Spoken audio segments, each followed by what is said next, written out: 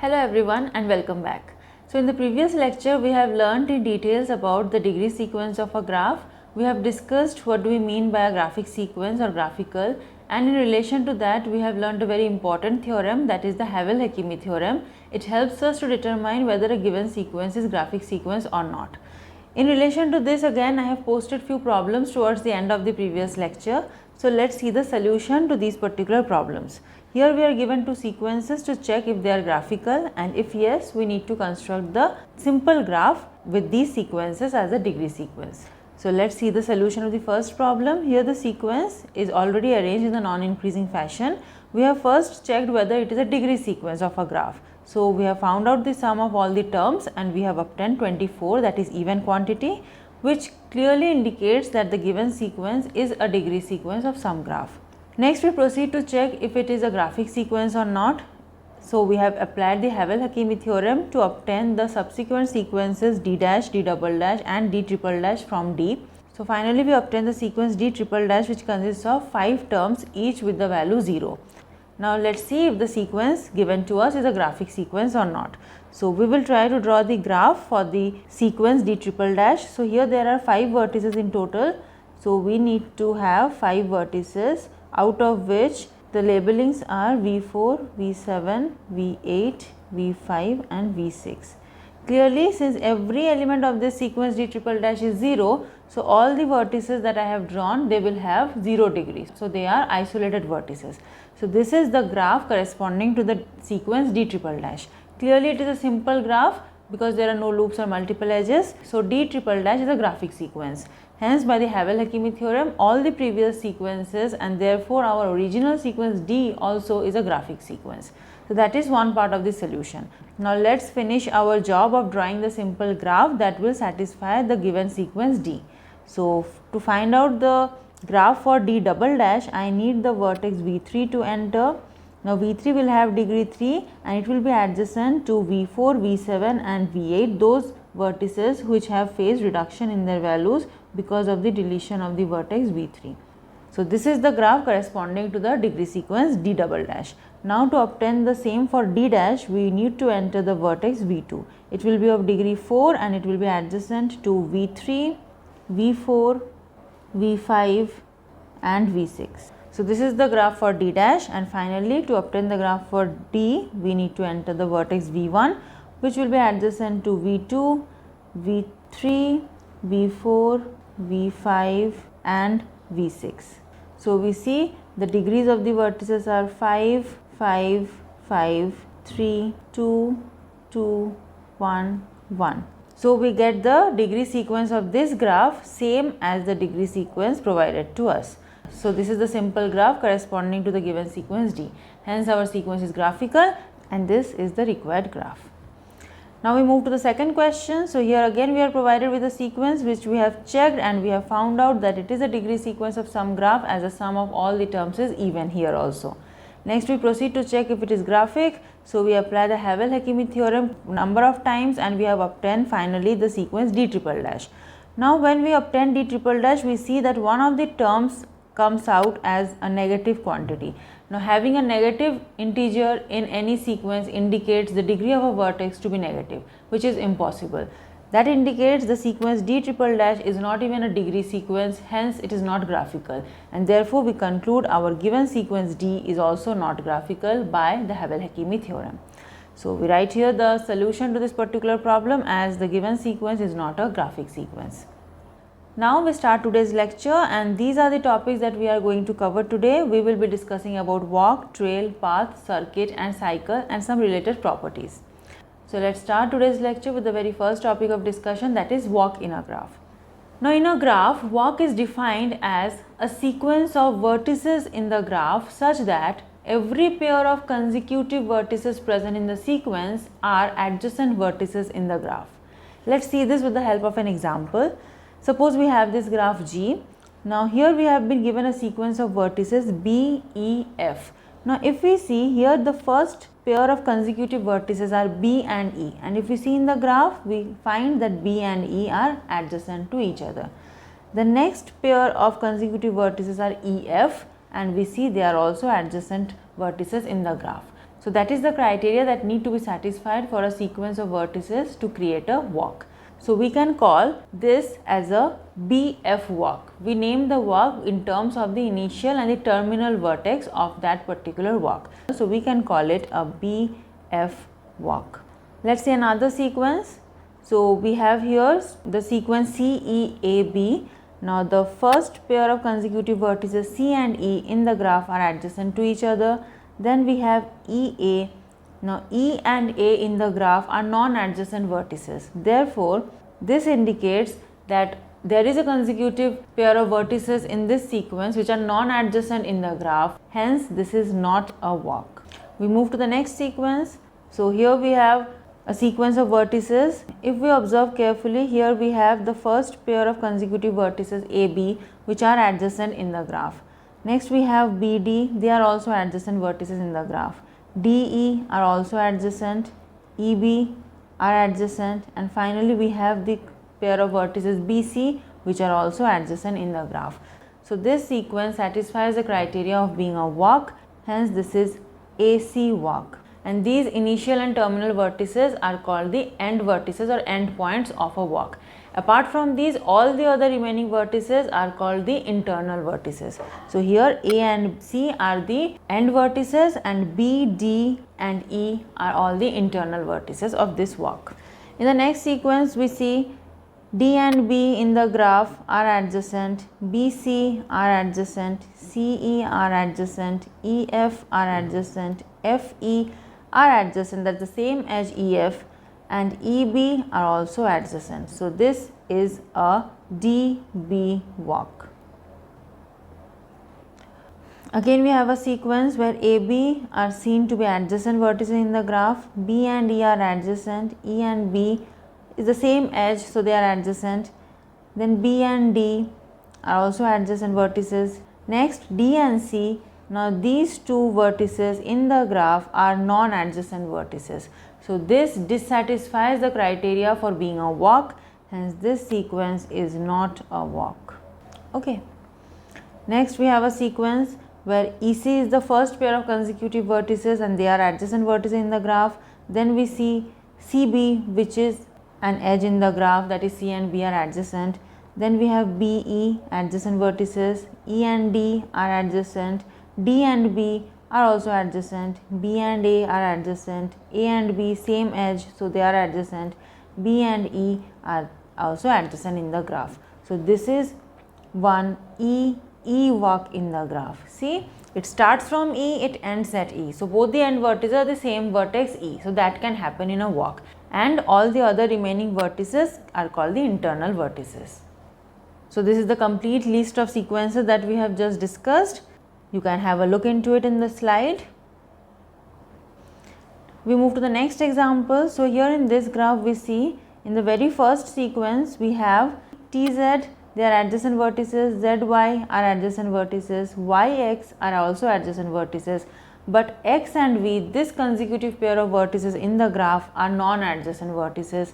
So this sequence is not a walk. Next we have another sequence YZ, they are adjacent vertices, ZU are adjacent, UT are adjacent, TV are also adjacent, VU are adjacent and UT are also adjacent. So this is a YT walk in the graph. If you see carefully, in this walk Y and T are the end vertices, rest of the vertices are the internal vertices. Here we start from a vertex Y, we end at a different vertex T. And if you see carefully, the vertex U has been repeated in this walk, or the vertex T has been repeated in this particular walk. So it is possible in a walk that you repeat a vertex. Vertex repetition is allowed. In the next sequence, WX are adjacent, XY are adjacent, YX are adjacent, again XY are adjacent, YX are adjacent, XW are adjacent vertices, WV are also adjacent. So this qualifies to be a walk. If you see here also, we start from W and end at a different vertex V. Here not only we have repeated a vertex, but if you see carefully here, the edge XY has been repeated multiple number of times. We have traveled from X to Y, then again from Y to X, then again from X to Y, then again from Y to X. So in a walk, this is also possible. You can repeat edges.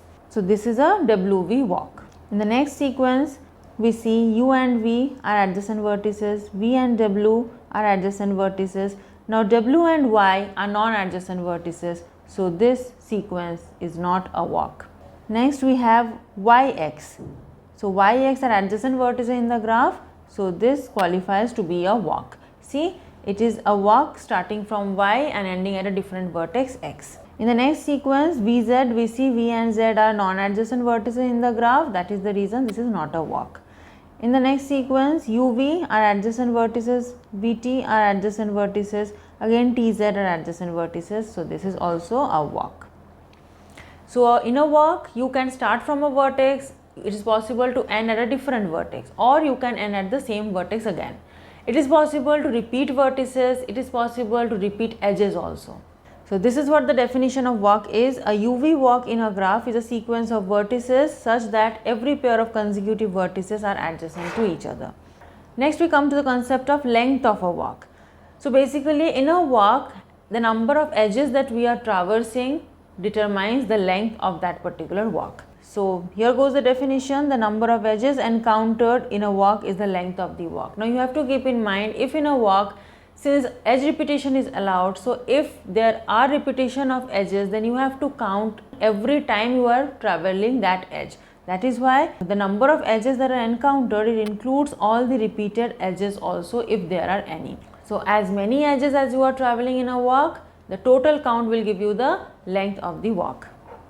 So let's see some examples over here. Here we are given a UW walk. If you see carefully, every pair of consecutive vertices here are adjacent vertices in the graph. So that makes it a walk. It is a UW walk because it starts from U and ends at W. And if you see carefully, here no vertex is repeated, no edge is repeated. Now see, we have first covered the edge UV, then we have travelled the edge VW, then WY, then YX, and then finally the edge XW. So how many edges are we traversing in total? 1, 2, 3, 4, 5. 5 edges are being travelled. That is why the length of this walk W1 is 5. You can obtain the length of the walk from the number of vertices present in the sequence subtracted by 1. That will also give you the length of the walk. So in the next sequence we have again a walk, that is a YX walk. Here also if you see, you will find every pair of consecutive vertices are adjacent. That is why it's a walk. Now here we repeat the vertex W, and not only the vertex W but we repeat the edge WV. Okay, now see, from Y to W, that edge YW is travelled by you, then we travel the edge WV, then again we travel the edge VW, next we travel the edge again WV, then VW, then the edge WX. So we are travelling 1, 2, 3, 4, 5, 6 edges in total, where the repetitions are also counted. So the length of this walk W2 is 6. In the next walk, it is a UU walk. See, we start from the vertex U and we end at the vertex U itself. So it is a UU walk in which you are traversing an edge UZ, then ZU, then UY, then the edge YW, then WV, and then VU. So in total you are traveling 1, 2, 3, 4, 5, 6 edges. So length of W3 is 6. See, the number of vertices in the sequence is 1, 2, 3, 4, 5, 6, 7. 7 subtracted by 1 gives you 6. So you can find out the length in that way also. Next we have a sequence VWV, where we see every pair of consecutive vertices, be it VW or WV, they are adjacent in the graph. That is the reason it is a walk. Now here we start and end at the same vertex V, so it is a VV walk here, and we are traversing the edge VW and then the edge WV. So 2 edges are travelled in total. That makes the length of this walk as 2. Next we come to the concept of open and closed walk. Now if you observe carefully the walks that we have discussed so far, in some cases we have seen the end vertices are different or distinct vertices, whereas in some other cases we have seen the end vertices are the same vertex. That means for a UV walk, U and V can be different or U and V can be the same vertex also. Now according to that, we have categorized walks into 2 main types, open and closed walks. So open walk is basically the walk in which the 2 end vertices are distinct. That is, when we talk about UV walk, we mean it is open when U and V are 2 distinct vertices, or U is not equal to the vertex V. And on the contrary, we call a walk as a closed walk when the two end vertices are the same vertex, that is, you start and you end at the same vertex. That is when it is called a closed walk.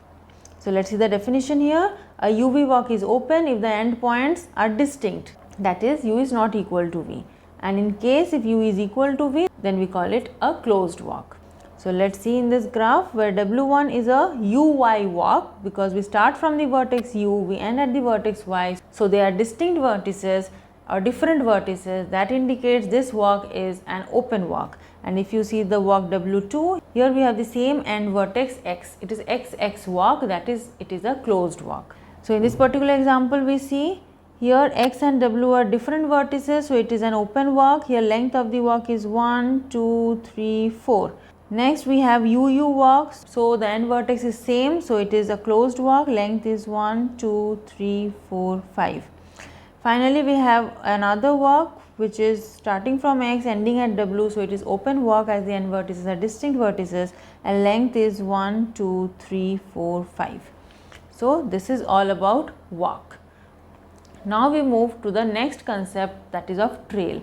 Now in all the walks that we have discussed, we have found some particular examples of walk in which there is no repetition of vertex or edge. However, there are some walks in which one or some vertices are repeated, and there are also some particular walks in which one or more edges are repeated in that particular walk.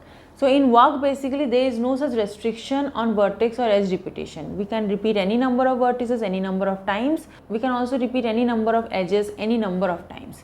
Now when in a walk edge repetition is not there, that is a walk in which no edge is repeated, that is what is called a trail. So a UV trail is defined as a UV walk in which edge repetition is not allowed. So that is what the definition of trail is as presented in this slide. It is a UV walk only in which no edge is traversed more than once. However, there is no restriction on vertex repetition. In a trail you may or may not repeat vertex or vertices. So in this context we can say that every trail is a walk, but the converse need not be true. Now let's see some examples. So here we have the very first sequence BEF. Clearly it is a walk because every pair of consecutive vertices are adjacent in the graph. Now if you see here, no edge is repeated in this particular walk, that makes it a trail. So this is a trail. Now let's see the next sequence. So here we see the first pair of consecutive vertices AB are adjacent in the graph. Next we have BF. Now B and F are non-adjacent vertices in the graph. That is the reason this is not a walk. And if it is not a walk, it does not qualify to be a trail, because a trail first of all is a walk in which edge repetition is not allowed. So some sequence which is not a walk definitely is not a trail. In the next sequence, if you observe, you will find every pair of consecutive vertices are adjacent vertices in the graph, so it is definitely a walk. Now if you observe carefully, we are traveling the edge AB, then the edge BD, then DE, and then EB, and finally BC. So if you observe carefully, you have not traversed any edge more than once, so edge repetition is not there. So this is not only a walk, but it is also a trail, and this is AC trail. So here in this AC trail, the end vertices are distinct vertices, A and C are different. We move to the next sequence. So here we traverse the edge DB, then BC, then CE, EF, then the edge FE, and then we have EB. So if you observe this, it is a walk, no doubt, because every pair of consecutive vertices are adjacent, that makes it a walk. Now here if you observe, the edge EF has been travelled twice. Once you have moved from E to F, then again you have moved from F to E. So it is not a trail because edge repetition is there in this walk. Okay, so this is a DB walk, but it is not a trail. So we are dealing with trail now, so it is not a trail. In the next sequence, we travel from D to E, then the edge EC, then the edge CB, then BE, and finally EF. So here every pair of consecutive vertices are adjacent, which means it is a walk, and there is no edge repetition here, which means it is a trail. So this is a trail, this is DF trail, where the end vertices are D and F, which are distinct.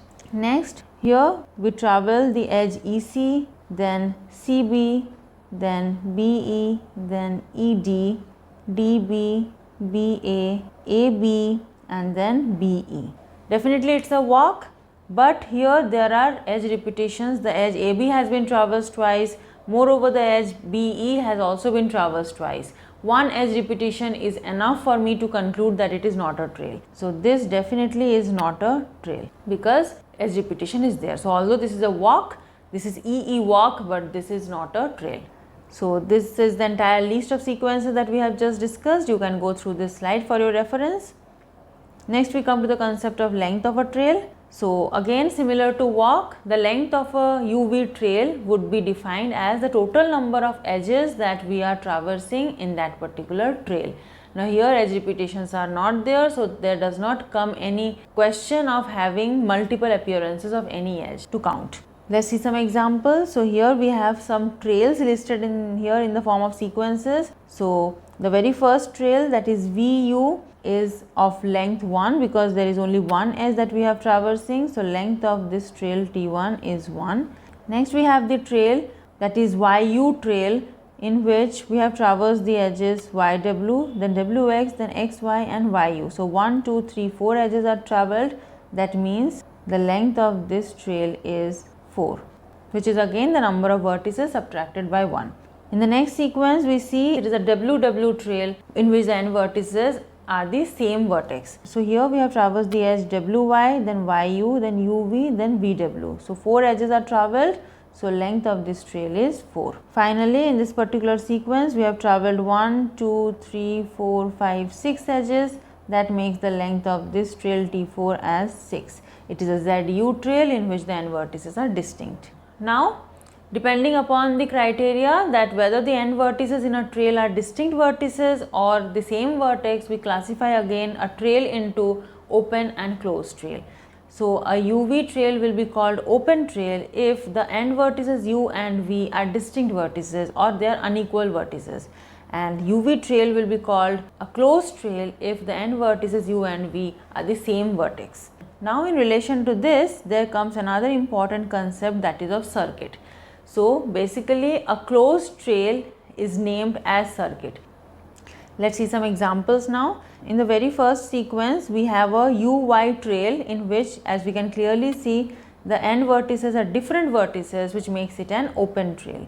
In the next sequence it is also a trail in which the n vertices are the same vertex U. So it is a UU trail, that makes it a closed trail, or we name it circuit. Next in T3 we have V as both the n vertices, that means it is a circuit. Now let us see the lengths also in this case. So T1 is a UY open trail of length 4, T2 is a UU circuit of length 5, T3 is a VV circuit of length 6. Let's see some more examples. Now in each of these given sequences there is no edge repetition. That is why the very first sequence is an open trail because the n vertices are distinct vertices. It is XW open trail whose length is 4 because 4 edges are travelled in total. Next sequence has the same vertex V as the n vertices, that makes it a circuit, that is of length 1, 2, 3, 4. And lastly in this sequence we start from U and we end at U, that makes it a circuit because there is no edge repetition here, and it is of length 1, 2, 3, 4, 5, 6. Next we come to yet another important concept, that is path. Now in a walk there was no restriction on vertex or edge repetition. Then when we discuss trail, there comes a restriction that edge should not be repeated, but vertex may or may not be repeated. Now in a trail, if we do not repeat any vertex also, then what we obtain is called a path. So a UV path is defined as a UV trail in which vertex repetition is not allowed. In that manner, we can also define a UV path as a UV walk in which no vertex is repeated or vertex repetition is not allowed. Because if vertex repetition is not allowed, definitely edges can never be repeated. So in this context, we can define a path as a walk only in which no vertex is traversed more than once. So we can say that every path is a walk, but the converse need not be true. And also we can conclude that every path is a trail, but the converse need not be true. Let's see some examples. So in this sequence, we have every pair of consecutive vertices adjacent vertices, which makes it a walk. Now here no vertex is traveled more than once, that makes it a path. So this is no doubt a path which has two distinct vertices B and F as the end vertices. In the next sequence we see we travel from A to B, then B to C, C to E. They are all adjacent vertices consecutively placed. So it is walk. Here vertex is not repeated, that makes it a path. Here it is AE path. Next we have FE, which are adjacent vertices, EC adjacent, CB adjacent, BA are adjacent. So it is a walk, no vertex is repeated, makes it an FA path. Next we have AB, which are adjacent, BD are adjacent, DE are adjacent, EB are adjacent, BC are adjacent. So it is no doubt a walk, but if you observe carefully, you will find the vertex B has been repeated twice in this walk. You have travelled through the walk by repeating the vertex B. Now that is not allowed in a path. So if this is the case, then although this is a walk, it is not a path. Next we have D, B, C, E. So we travel from D to B, then B to C and C to E. No vertex is repeated. It is a walk with no vertex repetition, which means it is a path. So this is a DE path. Next we have DE, then EC, then CB, then BE and then EC. So this particular sequence of vertices is definitely a walk, no doubt, but since edge is repeated, it is not a trail, because in a trail edge repetition is not allowed, and since edge is repeated, vertices are also repeated, so it is not a path. So this is just a walk, it is not a trail, it is not even a path. So here we have the entire list of sequences that we have discussed. You can refer to this slide. Next we will deal with length of a path. So again we define the length of a path as the total number of edges that we traverse in a path. Let's see some examples. So here in this particular path VU, we travel only one edge, so the length of this path is 1. In the next sequence we travel from Z to U, then from U to Y, and then from Y to W, then W to X. So we have traveled 1, 2, 3, 4 edges in total, that makes the length as 4. So this is a ZX path having length 4. The earlier one was VU path having length 1. Next we have a WV path. We traverse from W to Y, then from Y to U, and then from U to V. So 3 edges are travelled in total, so the length is 3. Finally in this sequence, that is a ZY path, we travel from Z to U, U to V, V to W, W to X, X to Y. So 5 edges are travelled in total, which makes the length of the path as 5. Now in a path also it may happen that the two end vertices are distinct vertices, and in that case when the end vertices are different, that is in a UV path when U and V are unequal vertices, we call it an open path, or in more standard form we call it simple path, or in a more simpler way we just call it a path. Now in a path vertex repetition is not allowed, but when we come to the concept of closed path, now a UV path will be called closed only when the two vertices U and V are the same vertex basically. So when the end vertices are the same vertex, we call it a closed path. Now in that case you start from a vertex and we end your path at the same vertex. Now although you come back to the same vertex, now this particular repetition of the end vertices is not taken into consideration as repetition of vertex in case of path. So that particular repetition of the initial and terminal vertex is allowed, and that is when we call it a closed path, and in a more general and a more standard form we call it a cycle. So let's see the definition. A UV path in a graph is open if the end points or the end vertices are distinct, that is U is not equal to V. An open path is called simple path, and we generally just term it as a path. Now so far we didn't have any notation for walk or trail, but for simple path, that is open path or simply path, we have a notation. A path of order n is denoted by Pn. Now we come to closed path. Now when we talk about closed path, we mean a UV path in which the end points U and V are equal, that is the same vertex we are talking about. Now in that case generally we call it a cycle. So we don't call it a closed path, instead we use the term cycle. Just like the case of circuit, instead of calling it a closed trail we use the term circuit. Similarly we will call a cycle whenever we are dealing with a closed path. Okay, and any cycle having order n, that is a cycle with n vertices, is generally denoted as n cycle and is represented by the notation Cn. So we use Pn for path on n vertices and we use the notation Cn for cycle on n vertices. So from now onwards, whenever we need to talk about a simple or open path in which the n vertices are different, we will simply call it a path. And whenever we need to talk about a closed path in which the n vertices are the same vertex, we will call it a cycle. So let's see some examples. In the very first sequence, we have a ux path. It is a simple path, that is a path only. Its length is 1, 2, 3. 3 edges are covered, so its length is 3. Next is a cycle because the n vertices are the same vertex v and no internal vertex is repeated. That is a cycle and length is as many edges are there. So 1, 2, 3 edges are there, that is the length 3 of this cycle. Finally, if you observe the last sequence, here every pair of consecutive vertices in the sequence are adjacent, that makes it a walk. If you observe carefully, except for the end vertices, no internal vertex is repeated here, that makes it a closed path or cycle. It is a cycle of length 5 because we are traveling 1, 2, 3, 4, 5 edges in total in this particular sequence. So in this graph, V, Y, W is a path of length 2 that can be represented as P3 because we know any path on n vertices is denoted by Pn. So this is a path on 1, 2, 3 vertices, that is why it is denoted by P3. Next we have 1, 2, 3, 4, 5 vertices in this path, that is the reason it is P5. So basically in Pn, n is the order of that path and n minus 1 will be the size of the path. That is, a path Pn has n vertices and it has n minus 1 edges. See, here it is a path P5 where there are 5 vertices and the length is 4, that is, number of edges is 4. Now in the next sequence we have a cycle because the n vertices are the same vertex, no internal vertex is repeated, that makes it a cycle. Length is the number of edges present in the cycle, that is 3. So that makes it C3.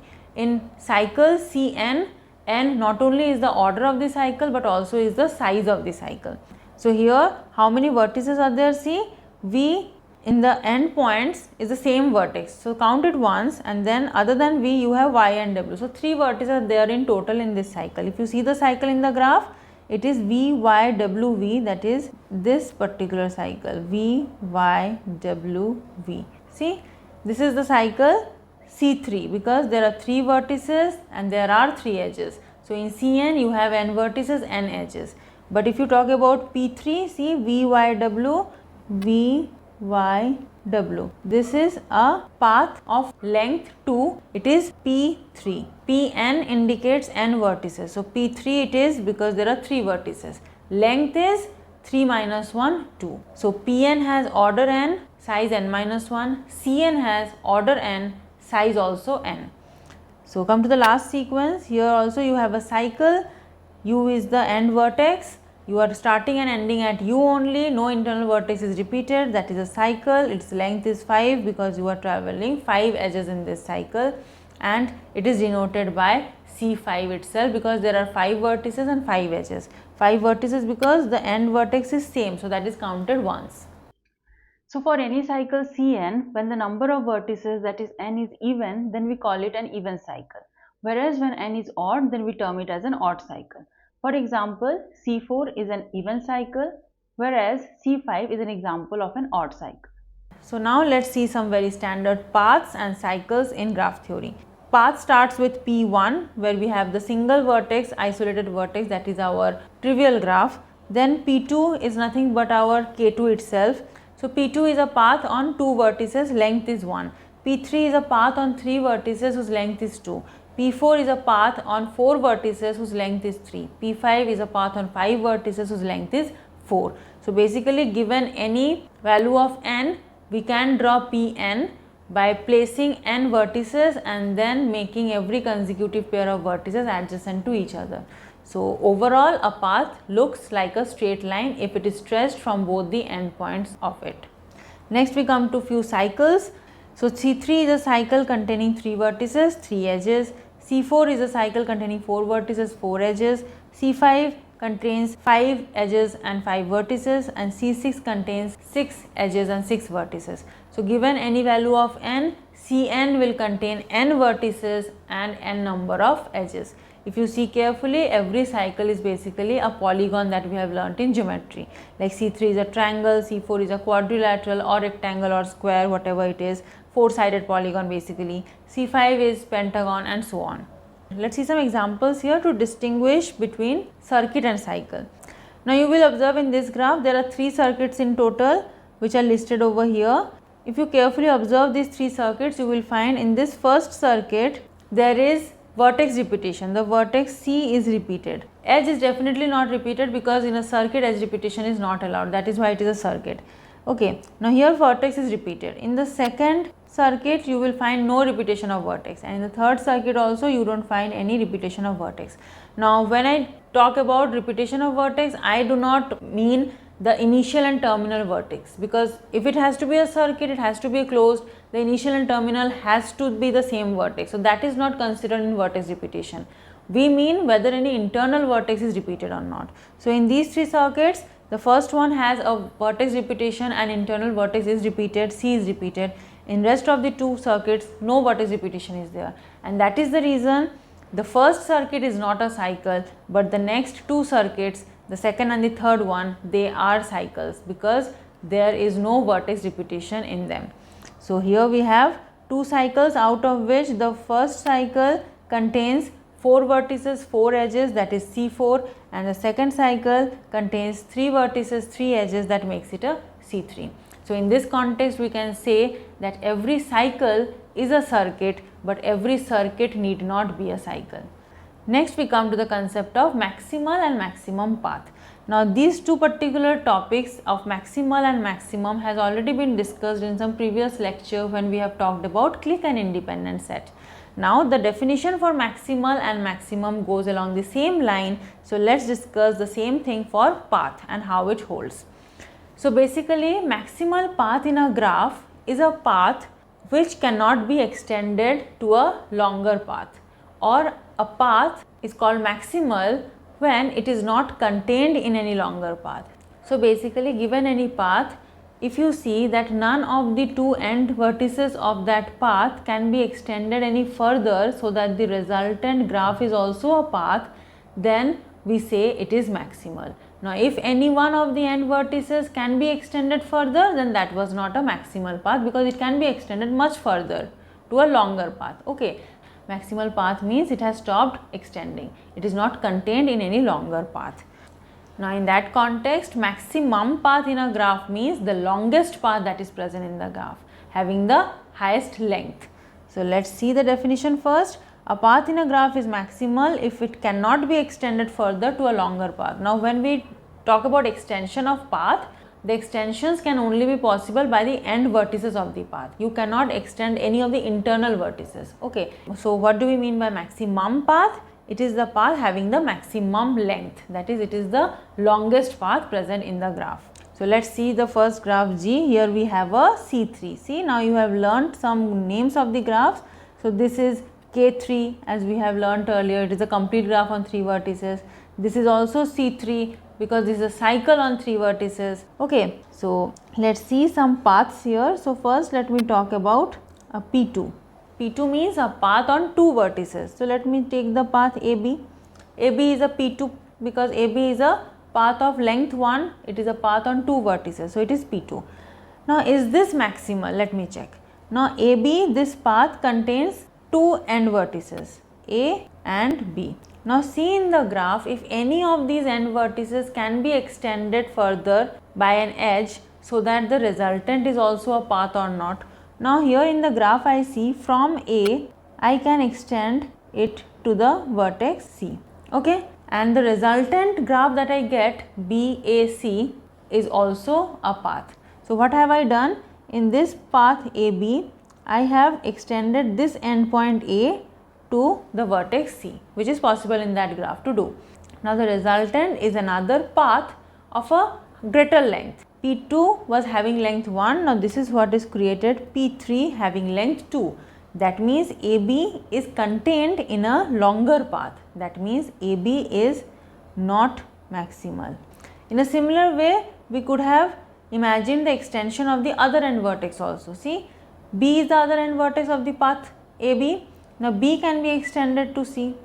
Now in that case also we would have obtained a P3 where the endpoint B of this path AB has been extended to the vertex C. That also will create a longer path. So basically in this graph, if we talk about the path AB, both its endpoints basically can be extended and we get a longer path. So definitely this is not maximal, AB is not maximal. Now what about these particular paths CAB or ABC? Now for example CAB. Now this particular path CAB, now here the end vertices are C and B. See in the graph if you can extend any of these end vertices so that the resultant is also a path. Now if we want to extend the end vertex B, it will create the edge BC, or if you want to extend the end vertex C, again it will join B and C, and the resultant will not be a path, it will be a cycle. I have already mentioned when we will be calling path, we mean simple or open path. If it has to be closed, we will call it cycle. So here both the endpoints B and C now cannot be extended any further in the graph so that the resultant will also be a path. That is why this path CAB is a maximal path. Same happens for ABC also. See the path ABC is this path. The end vertices are A and C. Now none of these two end vertices can be extended further so that the resultant is also a path. That is the reason it has stopped extending. It is not contained in any longer path, so it is a maximal path. So let us now list down the maximal paths in this graph. So here we have A, B, C. That is a maximal path and it is P3 because it is a path on 3 vertices. We can have B, A, C. That is another path which is maximal and it is also a P3. Another maximal path that we can have is A, C, B. Okay, so these are the maximal paths that are possible in this particular graph. And what about maximum path? Now if you observe carefully, now each of these paths is of length 2 because 2 edges are travelled. That makes the length of each of these 3 paths as 2. Now if you observe carefully in this graph, you don't have any path of length greater than 2. That means these 3 paths are themselves the maximum paths also. So in this graph, the maximum paths are maximal themselves. Again, as we have discussed in case of clique and independent set also, all the maximum paths are definitely maximal paths, but the converse need not be always true.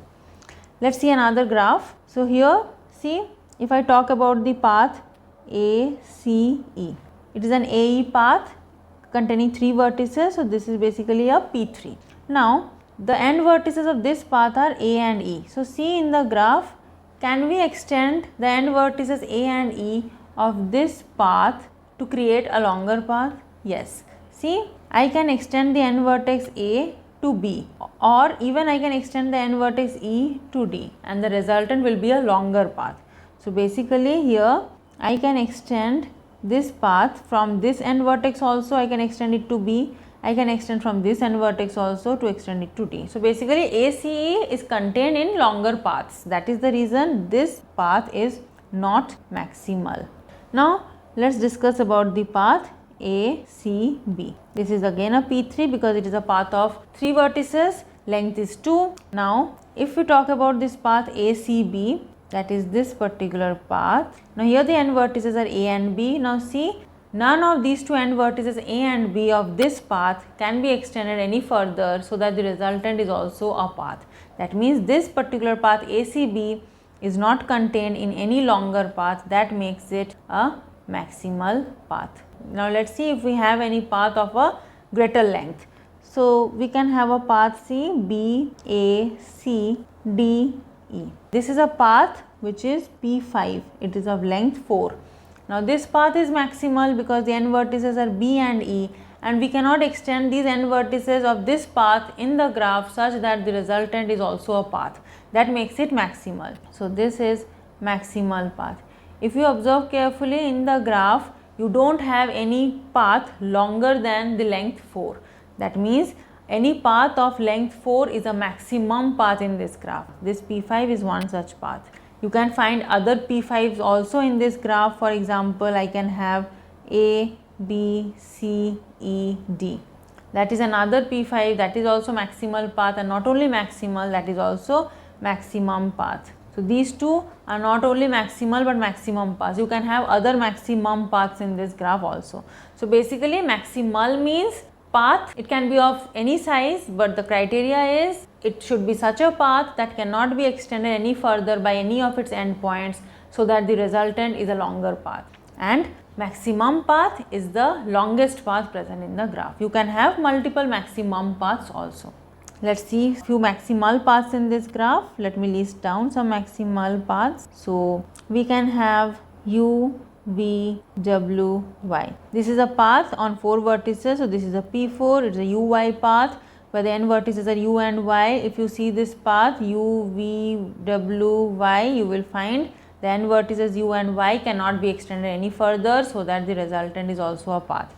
That makes this a maximal path. Next we can have a path like U, V, Y, W, X. So this is a P5 of length 4, and here the n vertices are U and X, and if you see carefully, this path U, V, Y, W, X cannot be extended any further by any of its n vertices, so that the resultant is also a path. That makes it maximal.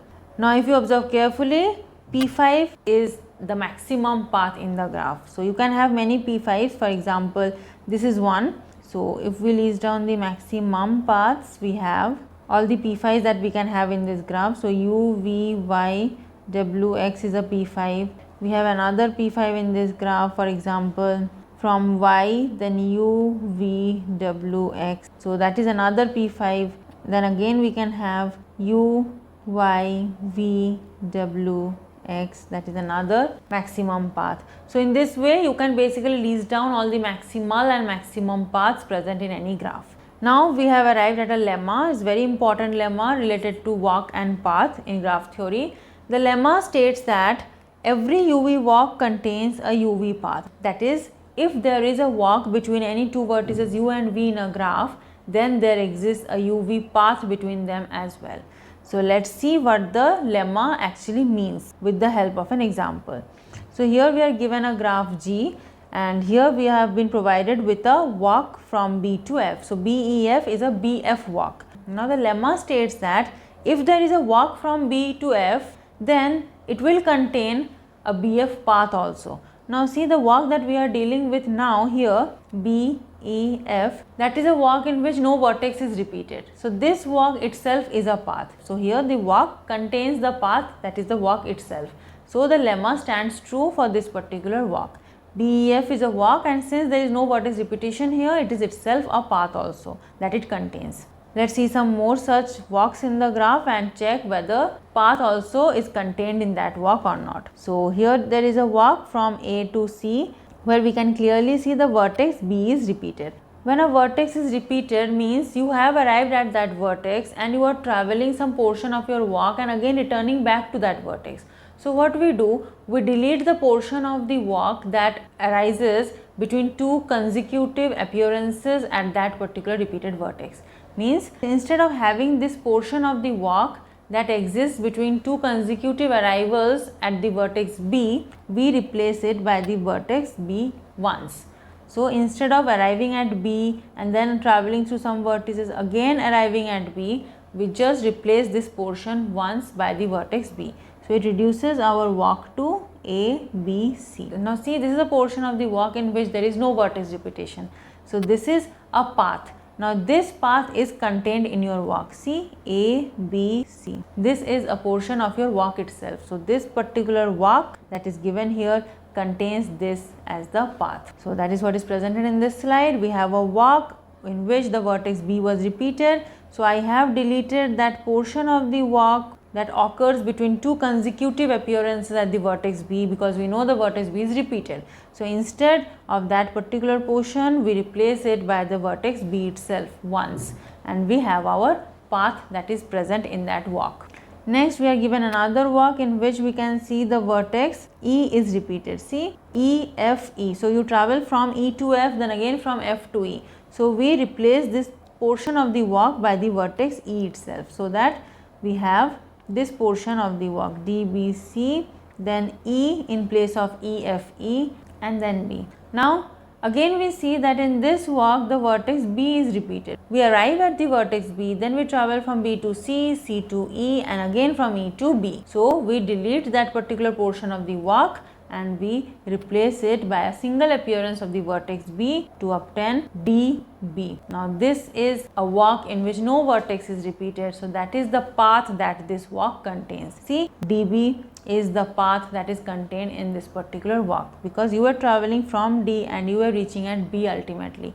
So this is what is happening here. Given a walk, we can have a path contained in that walk only. Let's see one more example of a walk. So here we are dealing with an EE walk in which we are repeating the vertex B here. So we replace it by single appearance of B and it reduces to EC, B, E, D, then B and E. Again B is repeated here, so we replace it by a single appearance of B and then E. Again we see the vertex E is repeated, so we replace the entire portion of the walk by the single appearance of the vertex E. So the vertex E itself is the path that the walk contains, in which no vertex is repeated, because you started from E and you ended at the vertex E only, traveling some portion through vertex repetitions. So this is what is happening here. The entire walk presented here contains this particular path, that is E, because here you are traveling from E to E. So this EE walk contains an EE path that is given by this vertex itself. I hope you have understood the concepts of walk, trail, path, circuit and cycle very clearly from this lecture. Well, we have arrived now at the problem for practice session. So I will post one problem for you to practice. Here there is a graph given to you. You have to list down all the possible maximal and maximum paths that are present in this graph. You list all of them, whichever maximal paths you can find out, whichever maximum paths you can observe from this graph, you list down all of them. And finally, when you have listed down the maximum path, you will know that is the longest path in your graph. Just find out the length of the longest path present in this graph. Okay, so that is one particular problem for your practice. I will discuss its solution in the very beginning of the next lecture. So that's all for today. I really hope that you are enjoying this lecture series of IGT. Still, if you do have any queries or suggestions, you can write in the comment section below and let us know. Meanwhile, if you love learning with me, then please do like, share and subscribe to our channel. I am going to meet you again soon in the next lecture with some new topic. Till then, thanks for watching. Take care and bye-bye.